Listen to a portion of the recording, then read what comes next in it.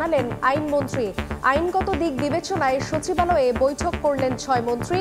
কোটা আন্দোলন থেকে মনোযোগ সরাতেই চক্রান্ত, দাবি বিএনপির।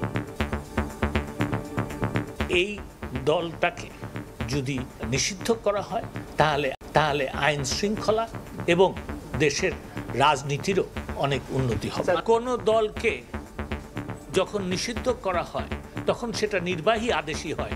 তাদের লক্ষ্য একটা, সমস্ত দলকে নিষিদ্ধ করে দিয়ে এক দলীয় শাসন ব্যবস্থা পাকিস্তানের মতো একটা প্রতিষ্ঠা করতে চায়। ছদ্মবেশে নতুন নামে যেন ফিরে না আসে, সতর্ক থাকার পরামর্শ।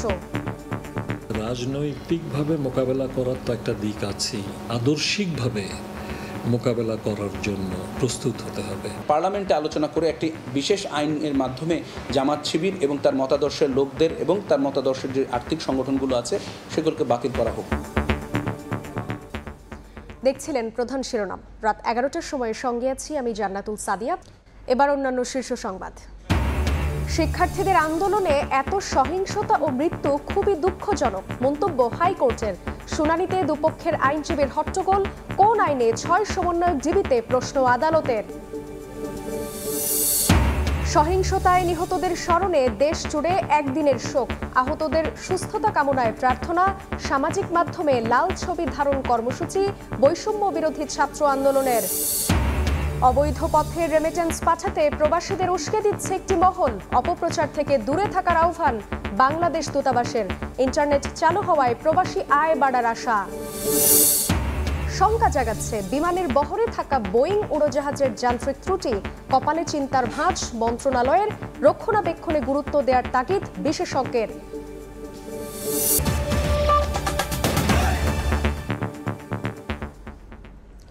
আগামীকালের মধ্যেই জামায়াত শিবিরের রাজনীতি নিষিদ্ধ হবে বলে জানিয়েছেন আইনমন্ত্রী আনিসুল হক। আইনি বিষয়ে পর্যালোচনায় সচিবালয়ে বৈঠক করেন ৬ মন্ত্রী। এদিকে জামায়াতকে নিয়ে বিএনপির ঐক্য গড়ার সমালোচনা করেছেন আওয়ামী লীগের সাধারণ সম্পাদক ওবায়দুল কাদের। রাজধানীতে আলাদা আয়োজনে তারা একথা জানান। সাম্প্রতিক সহিংসতার পাশাপাশি জামায়াত নিষিদ্ধের প্রক্রিয়া পর্যালোচনার জন্য বিকেলে সচিবালয়ে আইনমন্ত্রী, স্বরাষ্ট্রমন্ত্রী, শিক্ষামন্ত্রী, শিল্পমন্ত্রী এবং ৩ প্রতিমন্ত্রীর বৈঠক অনুষ্ঠিত হয়। প্রায় ৪ ঘন্টার রুদ্ধদ্বার বৈঠক শেষে স্বরাষ্ট্রমন্ত্রী জানান, জামায়াত নিষিদ্ধের প্রক্রিয়া এখন চলমান। আর বৈঠকের আগে গণমাধ্যমকে আইনমন্ত্রী জানান, বুধবারের মধ্যেই নিষিদ্ধ হচ্ছে জামায়াত শিবির। এই দলটাকে যদি আপনার নিষিদ্ধ করা হয় তাহলে আইন শৃঙ্খলা এবং দেশের রাজনীতিরও অনেক উন্নতি হবে। কোন দলকে যখন নিষিদ্ধ করা হয় তখন সেটা নির্বাহী আদেশই হয়। কালকের মধ্যে কি এই সিদ্ধান্তটি হবে? ইনশাআল্লাহ। জঙ্গির উত্থান বলুন, সন্ত্রাসের কার্যকলাপ চালানো বলুন, এগুলি করে যাচ্ছে। কাজেই এটা নিয়ে এখন 14 দল সহ সবাই রাজনৈতিক একটা সিদ্ধান্ত হয়েছে। সেই সিদ্ধান্তটা বাস্তবায়ন হওয়ার জন্য যে সমস্ত প্রক্রিয়ার দরকার সেগুলি চলছে। এটা হয়তো 1 ঘন্টা হতে পারে, 10 ঘন্টা হতে পারে, একদিনও হতে পারে, 2 দিন হতে পারে। এদিকে সকালে রাজধানীর বঙ্গবন্ধু অ্যাভিনিউয়ে দলের যৌথ সভা শেষে আওয়ামী লীগ সাধারণ সম্পাদক ওবায়দুল কাদের বলেন, এক্ষেত্রে যাতে কোনো আইনি ফাঁকফোকরের সুযোগ না পায় জামায়াত শিবির, তা নিশ্চিত করতে চায় সরকার। আমরা আইনগত দিকটি ভালোভাবে দেখে নিতে চাই, যাতে কোনো ফাঁক ফোকর দিয়ে স্বাধীন বাংলাদেশে এই অপশক্তি আর কোনো সুযোগ না পায়। এ সময় জামায়াতকে নিয়ে জাতীয় ঐক্য গড়ার ডাক দেয়ায় মির্জা ফখরুলের সমালোচনাও করেন ওবায়দুল কাদের। তাদের সাথে আপনি জাতীয় ঐক্য করছেন। প্রসূন আশিস, সময় সংবাদ, ঢাকা। স্বাধীনতায় যারা এদিকে বিএনপি মহাসচিব মির্জা ফখরুল ইসলাম আলমগীর বলেছেন, ইস্যু ধামাচাপা দিতেই সরকার জামায়াত নিষিদ্ধের চক্রান্ত করছে।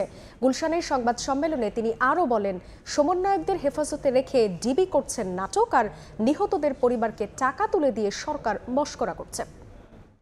বাংলাদেশকে একটা পুরোপুরি রাজনীতি বিবর্জিত একটা দেশে পরিণত করতে চায়, ডিপলিটিসাইজ করতে চায়। তারই অংশ হিসেবে তারা আজকে সমস্ত ঘটনাগুলো ঘটাচ্ছে। আর আমি আগেও বলেছি যে তাদের লক্ষ্য একটা, তা এই দেশকে আবারও সে আগের মতো সমস্ত দলকে নিষিদ্ধ করে দিয়ে এক দলীয় শাসন ব্যবস্থা পাকিস্তানের মতো একটা প্রতিষ্ঠা করতে চায়। তাদের পরিবার পরিজনকে কিছুকে নিয়ে এসে তাদের সামনে আপনার সেই কুম্ভীরাস্ত্র বর্ষণ করে তাদেরকে আবার টাকা দেওয়া হলো। কিছু টাকা দিয়ে। এভাবে কি আপনার সেই পরিবারের কোনো সমস্যার সমাধান করে? আপনার গুলি করে মেরেছেন। শিক্ষার্থীদের আন্দোলনে এত সহিংসতায় লজ্জা প্রকাশ করেছেন দেশের সর্বোচ্চ আদালত। সব মৃত্যু খুবই দুঃখজনক বলে মন্তব্য করেছেন হাইকোর্ট। 6 সমন্বয়ককে কোন আইনে ডিবি কার্যালয়ে রাখা হয়েছে তা নিয়েও প্রশ্ন তুলেছেন আদালত। দুপুরে শুনানি ঘিরে এজলাসে হইচই ও হট্টগোলের ঘটনাও ঘটে। পরে পরবর্তী শুনানির জন্য আগামীকাল দিন ধার্য করা হয়। আন্দোলনকারীদের লক্ষ্য করে সরাসরি গুলি এবং বৈষম্য বিরোধী ছাত্র আন্দোলনের 6 সমন্বয়ককে ডিবি কার্যালয়ে রাখা নিয়ে মামলার শুনানিতে ব্যাপক হইচই ও হট্টগোল হয়েছে। এদিন শুনানিতে আওয়ামী লীগপন্থী বিপুল সংখ্যক আইনজীবী উপস্থিত ছিলেন রিটের সমর্থনে অনেক আইনজীবীও। মঙ্গলবার শুনানিতে কোটা সংস্কার আন্দোলনে প্রাণহানির ঘটনা দুঃখজনক বলে মন্তব্য করেন উচ্চ আদালত। বলেন এতে তারা লজ্জিত, কেননা মানুষ ও রাষ্ট্রীয় সম্পদ খুবই গুরুত্বপূর্ণ। গ্রেফতার বা আটক না করে কাউকে দিনের পর দিন ডিবি হেফাজতে রাখা আইনসম্মত কিনা তা নিয়েও প্রশ্ন তোলেন উচ্চ আদালত। শুনানিতে রিটকারী আইনজীবীরা বলেন আন্দোলন দমনে সরাসরি গুলি কোনোভাবেই করতে পারে না পুলিশ, দিতে হবে প্রত্যেকটি গুলির ব্যাখ্যা। ডিবি অফিসে কি হয়েছে তা জানতে 6 সমন্বয়ককে আদালতে হাজির করার নির্দেশনাও চাওয়া হয়। আইনজীবী হিসেবে দায়বদ্ধতা থেকে আমরা এসেছি। আধা ঘন্টার মধ্যে পিটিশন ড্রাফট করে আমরা বলেছি যেভাবে পারে যেন এই গুলিটা থামানোর চেষ্টা করা হয়। আমরা আমাদের সন্তানদের রক্ষা করার জন্য এসেছি, কারো বাপের প্রয়োজনে আমরা এখানে আসিনি। যারা আছেন আন্দোলনকারীরা বা বাচ্চারা যারা মাঠে নামছে তাদের জীবনটা রক্ষা করার জন্য এবং যারা মারা গিয়েছেন তাদের মৃত্যুটা যে স্বাভাবিক মৃত্যু ছিল না সেগুলোর জন্য। তো এটিকে সামহাও আজকে আমরা যেটা দেখেছি যে অনেক আইনজীবীরা পিছন থেকে একটা রাজনৈতিক রূপ দেওয়ার চেষ্টা করেছেন। একদম পরিষ্কারভাবে বলি, এখানে আমরা কেউই কোনো রাজনীতি করার জন্য আসিনি। লাশের উপরে রাজনীতিবিদরা করেন, আইনজীবীরা করেন না। রিটের ঘোর বিরোধিতা করে রাষ্ট্রপক্ষ।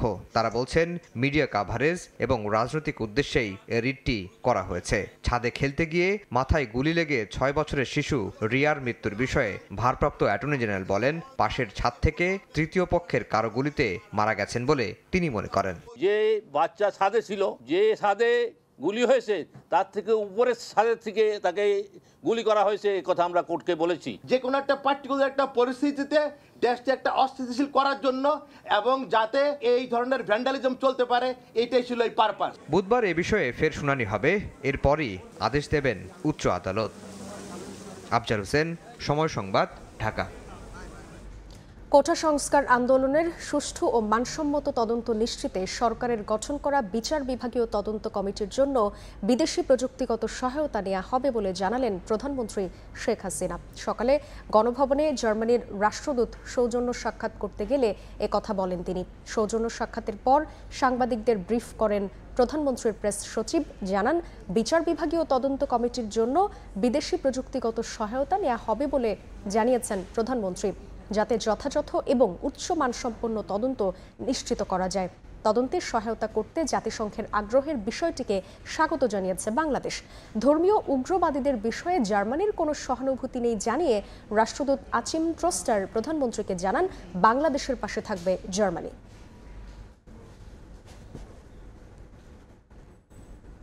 সাম্প্রতিক সহিংসতায় আহতদের দেখতে রাজধানীর সোহরাওয়ার্দী মেডিকেল কলেজ হাসপাতাল পরিদর্শন করেছেন প্রধানমন্ত্রী শেখ হাসিনা। বিকেলে হাসপাতালে যান সরকার প্রধান। এ সময় আহতদের সঙ্গে কথা বলেন ও তাদের চিকিৎসার খোঁজ নেন। আহতদের সুচিকিৎসা নিশ্চিতে হাসপাতাল কর্তৃপক্ষকে প্রয়োজনীয় নির্দেশনা দেন। এ সময় আঘাতের তীব্রতা দেখে ও হামলার নৃশংসতার কথা শুনে আবেগপ্রবণ হয়ে পড়েন শেখ হাসিনা। সরকারের পক্ষ থেকে সব ধরনের সহযোগিতার আশ্বাস দেন তিনি।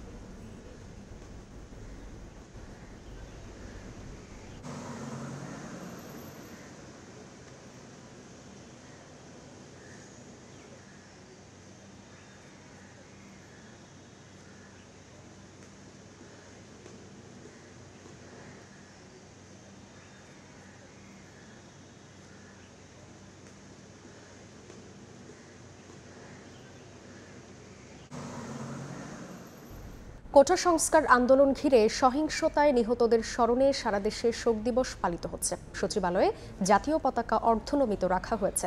মন্ত্রিসভার সিদ্ধান্ত অনুযায়ী মঙ্গলবার শোক পালন করা হয়। সরকারি অফিসগুলোতে অধিকাংশ কর্মকর্তা কর্মচারী অফিস করেন বুকে কালো ব্যাজ ধারণ করে। পাশাপাশি আয়োজন করা হয় দোয়া ও মোনাজাতের, যেখানে প্রতিষ্ঠানের উচ্চ পদস্থ কর্মকর্তারাই নন, অংশ নেন সর্বস্তরের কর্মকর্তা কর্মচারী। দোয়ায় নিহতদের আত্মার মাগফিরাত ও আহতদের দ্রুত সুস্থতা কামনা করেন তারা। এর বাইরে আওয়ামী লীগ ও দলটির বিভিন্ন অঙ্গ সংগঠনের পক্ষ থেকে পালন করা হয় শোক। কোটা সংস্কার আন্দোলনে নিহতদের স্মরণে সামাজিক যোগাযোগ মাধ্যমে লাল ছবি ধারণ কর্মসূচি পালন করছে বৈষম্য বিরোধী ছাত্র আন্দোলন। শোকের প্রতীক কালোর পরিবর্তে ফেসবুকে প্রোফাইল পিকচার লাল ছবি ধারণ কর্মসূচি দেন তারা। বৈষম্য বিরোধী ছাত্র আন্দোলনের আহ্বানে সাড়া দিয়ে অনেককেই ফেসবুকে লাল রক্তবর্ণের প্রতীক ব্যবহার করতে দেখা গেছে। প্রতিবাদ স্বরূপ অনেকেই বিভিন্ন ধরনের প্রতিবাদী স্লোগান সম্বলিত ছবি ব্যবহার করছেন। কেউ আবার বিচারও দাবি করেছে লাল প্রতীকের ছবি সম্বলিত ব্যানারে।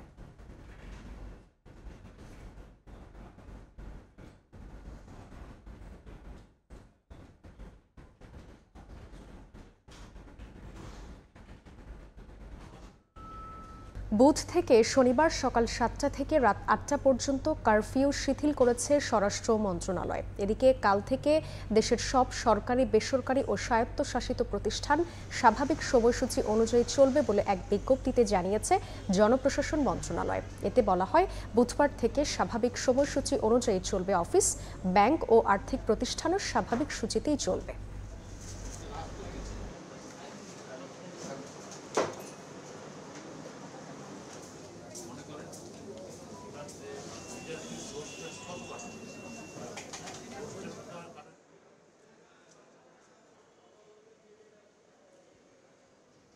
জননিরাপত্তার কথা চিন্তা করে ধাপে ধাপে শিক্ষা প্রতিষ্ঠান খোলা হবে বলে জানিয়েছেন শিক্ষামন্ত্রী মহিবুল হাসান চৌধুরী। সন্ধ্যায় সচিবালয়ে 6 মন্ত্রীর বৈঠকের পর সংবাদ সম্মেলনে একথা জানান তিনি। আমরা সকল কর্তৃপক্ষের সাথে আলোচনা করে ধাপে ধাপে অবশ্যই আমরা শিক্ষা প্রতিষ্ঠানগুলো খুলতে চাই এবং প্রাথমিক শিক্ষার জন্য যে আমাদের বিদ্যালয়গুলো আছে, প্রাথমিক শিক্ষা প্রতিষ্ঠানগুলো, তার পরবর্তীতে মাধ্যমিক শিক্ষা প্রতিষ্ঠানগুলো, সেগুলো নিরাপত্তা ঝুঁকি নিরূপণের মাধ্যমে নির্ধারণ করা হবে। এই মুহূর্তে নিরাপত্তা ঝুঁকি নিরূপণ কিন্তু আমরা প্রতিদিন করছি। বিশ্ববিদ্যালয়গুলোর সাথে ইতিমধ্যে আলোচনা করছি। বেসরকারি কিছু বিশ্ববিদ্যালয় ইতিমধ্যে তাদের যেই আমাদের বিডিএন এর যে ইনফ্রাস্ট্রাকচার সেটা অ্যাসেস করছে, সেটা আমরা যথাসময়ে জানিয়ে দিই। অবৈধ পথে রেমিটেন্স পাঠাতে সামাজিক মাধ্যমে অপপ্রচার চালিয়ে প্রবাসীদের উস্কে দিচ্ছে একটি মহল। কোনো ধরনের গুজবে কান না দিতে আহ্বান জানিয়েছে বাংলাদেশ মিশন। ইন্টারনেট চালু হওয়ায় প্রবাসী আয় বাড়ার আশা ব্যবসায়ীদের। সংযুক্ত আরব আমিরাত থেকে শিবলি আল সাদিকের রিপোর্ট। নিয়মিত রেমিটেন্স পাঠাচ্ছে আরব আমিরাতের প্রবাসী বাংলাদেশিরা। দেশে চলমান কোটা আন্দোলনকে কেন্দ্র করে সোশ্যাল মিডিয়ায় বাংলাদেশে রেমিটেন্স না পাঠাতে গুজব ছড়াচ্ছে একটি মহল। ফেসবুক, টিকটক, ইউটিউব সহ বিভিন্ন সামাজিক যোগাযোগ মাধ্যমে ছড়িয়ে পড়া গুজবে প্রবাসী বাংলাদেশিদের মধ্যে তৈরি হয়েছে বিরূপ প্রতিক্রিয়া। গুজবের জবাব দিতে হবে সত্য দিয়ে। সত্যই হচ্ছে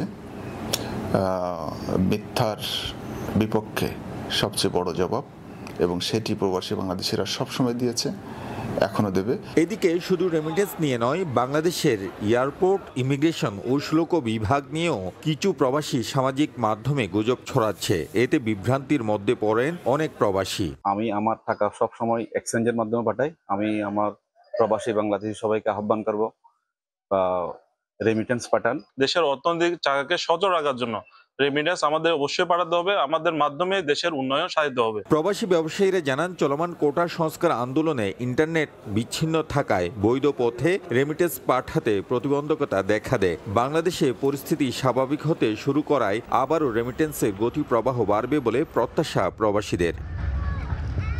শিবলি আল সাদিক, সময় সংবাদ, সংযুক্ত আরব আমিরাত।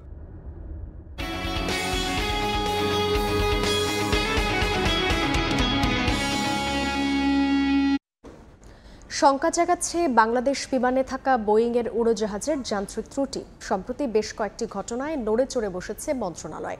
কঠোর নির্দেশনা দেওয়া হয়েছে সংস্থাটির প্রকৌশল বিভাগকে। বহরে থাকা নতুন উড়োজাহাজের সঠিক ব্যবহার বাড়িয়ে লাভজনক অবস্থায় থাকতে মরিয়া বাংলাদেশ বিমান। অবস্থান ধরে রাখতে তুলনামূলক স্বল্প পরিমাণ ক্যারিয়ার দিয়েই পাখা মেলছে নতুন নতুন রুটে। বাংলাদেশ বিমানের বহরে থাকা বর্তমানে 21টির মধ্যে 16টি বোয়িংয়ের তৈরি উড়োজাহাজ।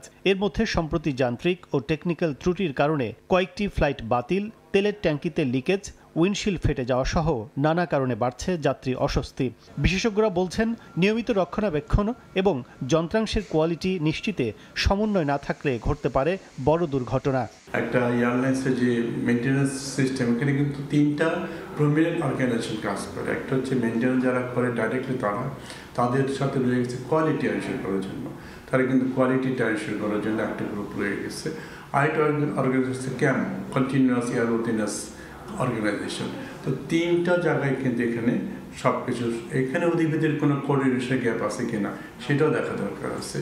আকাশপথের হাজার হাজার কোটি টাকা মূল্যের এসব পরিবহন এমনিতেই স্পর্শকাতর, তাহলে কেন এতটা টেকনিক্যাল সমস্যা তা নিয়ে কপালে ভাঁজ বিমান মন্ত্রণালয়ের। মেইনটেনেন্সের সিস্টেমটাকে আরও উন্নত করতে হবে এবং এই ব্যাপারে ইতিমধ্যে আমি চিফ ইঞ্জিনিয়ার এবং এর সঙ্গে যারা জড়িত তাদের সঙ্গে, ব্যবস্থাপনা পরিচালক তাদের সঙ্গে আমি কথা বলেছি।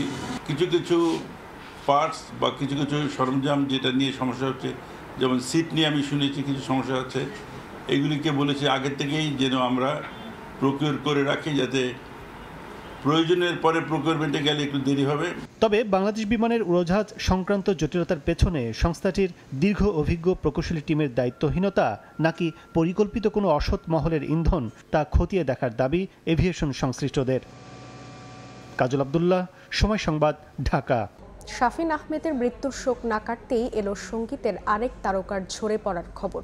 13 বছর ক্যান্সারের সঙ্গে লড়াই করে দুপুরে মৃত্যুর কাছে হার মানলেন সঙ্গীত শিল্পী ও টেলিভিশন অনুষ্ঠান নির্মাতা হাসান আবিদুর রেজা জুয়েল।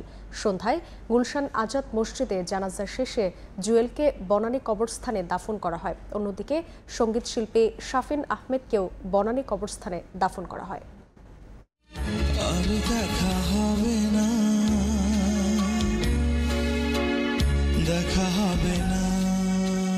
শেষ বেলায় দেখা হলো না কারোরই। ভিন্ন সময়ে ভিন্ন মঞ্চে গাইলেও তারা ছিলেন একই জগতের মানুষ। পরপারেও পাড়ি জমালেন প্রায় কাছাকাছি সময়ে।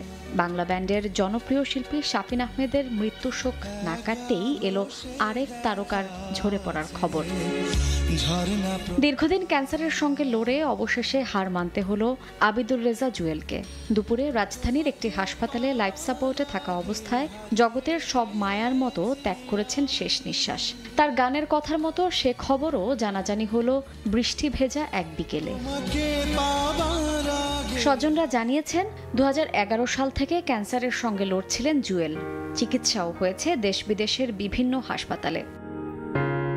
তার গান দরজা খোলা বাড়ির মতো শেষ ভরসা হিসেবে চিকিৎসা চলছিল ঢাকার হাসপাতালে। নিজের গান বেদনা শুধুই বেদনার মতো শেষ পর্যন্ত চলে গেলেন সব শূন্য করে। আমার জন্য আমার যা ছেলে যা করছে, পৃথিবীর কম ছেলেরাই এই করে মা বাবার জন্য।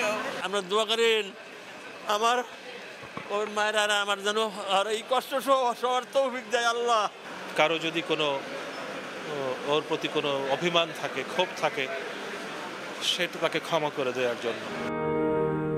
জুয়েলের মৃত্যুর খবরের মাঝেই গুলশানের আজাদ মসজিদের সামনে আরেক তারকা শাফিন আহমেদকে শ্রদ্ধা জানাতে শূন্য হৃদয়ে ভিড় করেছিলেন স্বজন, সহকর্মী, ভক্তরা। এরপর নির্বাক হয়ে থাকার সময় তবুও যতটুকু পাওয়া গেল অনুভূতি মালা দিয়েই হলো শ্রদ্ধার্ঘ নিবেদন। শাফিন ভাইয়ের আত্মার মাগফিরাত কামনা করছি। স্ট্রেট ফরওয়ার্ড, তার মধ্যে কোনো ভূমিকা ছিল না, ঘুরিয়ে পিছিয়ে কথা বলা ছিল না। কেউ কেউ স্মরণ করলেন শাফিন আহমেদের সঙ্গীত অভিযাত্রা আর অবদানের কথা। ছাতা যারা ছিলেন তার মধ্যে শাফিন ভাই একজন। আমার সাথে একটা হামিন ভাই, শাফিন ভাই একটা এক্সট্রাঅর্ডিনারি সম্পর্ক। 26 জুলাই যুক্তরাষ্ট্রের ভার্জিনিয়ায় শাফিন আহমেদের প্রথম জানাজা অনুষ্ঠিত হয়। এরপর 29 জুলাই সোমবার বিকেলে মরদেহ আনা হয় ঢাকায়। বৃষ্টি ভেজা এক বিকেলে বনানীতে বাবার কবরে শায়িত করা হলো শাফিন আহমেদকে। শায়লা রহমান ইমা, সময় সংবাদ।